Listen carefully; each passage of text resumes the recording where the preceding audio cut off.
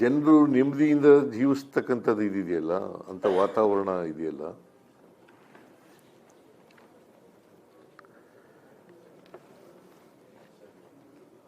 ಅಂತ ಕಾನೂನು ಮಾಡಿರ್ತಕ್ಕಂಥದ್ದನ್ನ ನಾಶ ಮಾಡ್ತಕ್ಕಂಥದ್ದೇ ಬಿಜೆಪಿಯವ್ರ ಕೆಲಸ.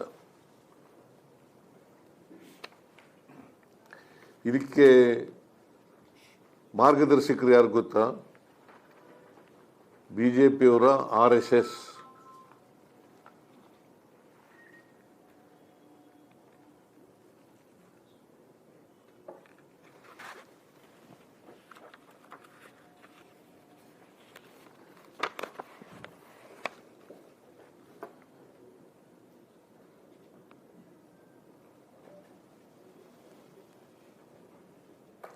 ಇದನ್ನು ಮಾಡಿ ಈ ಕಾಯ್ದೆ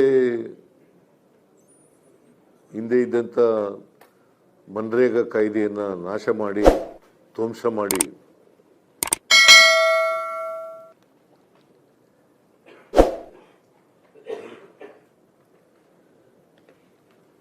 ಅದರಿಂದ ಉಪಯೋಗ ಯಾರಿಗಾಗ್ತಾ ಇದೆ ಅಂದರೆ ಕಾರ್ಪೊರೇಟ್ ಕಂಪ್ನಿಗಳಿಗೆ.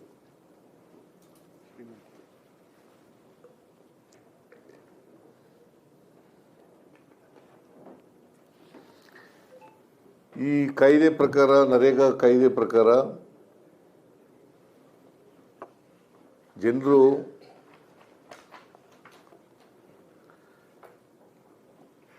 ರೈತರು, ಕೂಲಿ ಕಾರ್ಮಿಕರು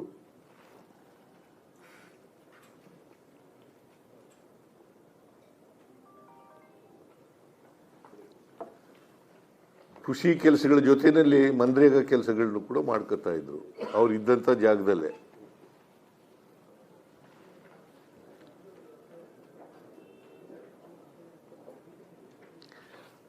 ಆ ಮೂಲಕ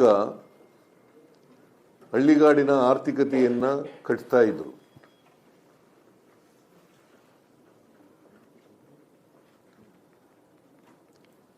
ಒಂದು, ಅವ್ರು ಇದ್ದ ಜಾಗದಲ್ಲೇ ಕೆಲಸ ಸಿಕ್ತಿತ್ತು ಅವರಿಗೆ.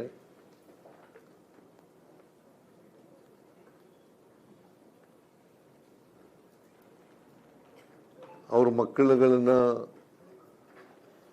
ಹತ್ತಿರದ ಶಾಲೆಗೆ ಕಳಿಸ್ಬೋದಾಗಿತ್ತು.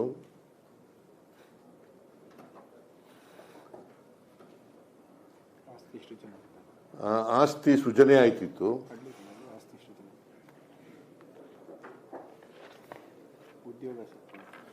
ಆಮೇಲೆ ಅವರಿಗೆ ಉದ್ಯೋಗ ಸಿಕ್ತಿತ್ತು. ಆಮೇಲೆ ಉದ್ಯೋಗ ಕೇಳಿ ಪಡಿತಕ್ಕಂಥ ಹಕ್ಕು ಅವ್ರಿಗಿತ್ತು.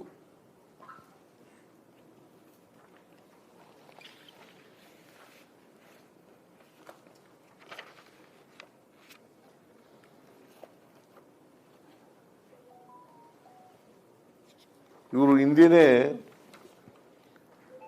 ಈ ನರೇಗಾ ಕಾಯ್ದೆ ಇಂಟ್ರೊಡ್ಯೂಸ್ ಆಯ್ತಲ್ಲ 20 ವರ್ಷಗಳ ಹಿಂದೆ ಮನಮೋಹನ್ ಸಿಂಗ್ರವ್ರ ಕಾಲದಲ್ಲಿ, ಆಗ್ಲೇನೆ ಬಿಜೆಪಿಯವರು ವಿರೋಧ ಮಾಡಿದ್ರು.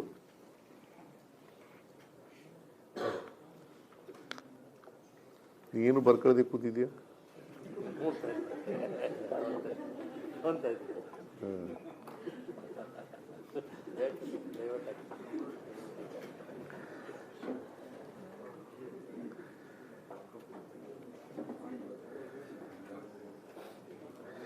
ಆಗ ಇದನ್ನ ಈ ಫುಡ್ ಫಾರ್ ವರ್ಕ್ ಅಂತ ಇತ್ತಲ್ಲ, ಫುಡ್ ರೈಟ್ ಇತ್ತಲ್ಲ, ಸ್ವಾವಲಂಬನೆ ಮಾಡ್ತಕ್ಕಂಥ ರೈಟ್ ಟು ಫುಡ್, ಇದನ್ನ ಮುರಳಿ ಮನೋಹರ್ ಜೋಶಿ ಅವರು ಗೇಲಿ ಮಾಡಿದ್ರು.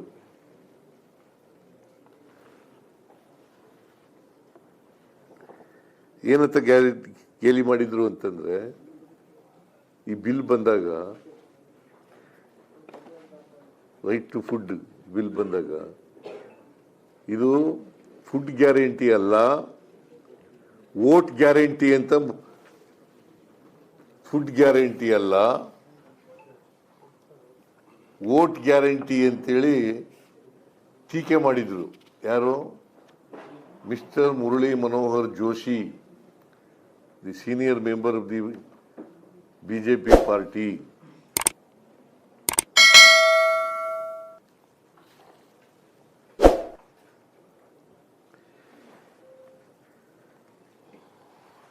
ಆಮೇಲೆ BJP ಸಾಧನೆ ಏನಪ್ಪ ಅಂತಂದ್ರೆ, ಈಗ 11.5 ವರ್ಷ ಅಧಿಕಾರದಲ್ಲಿ ಇದ್ದಾರಲ್ಲ, ಅವ್ರ ಸಾಧನೆ ಏನಪ್ಪ ಅಂತಂದ್ರೆ ಯೋಜನೆಗಳನ್ನ ಹೆಸರು ಬದಲಾಯಿಸೋದು.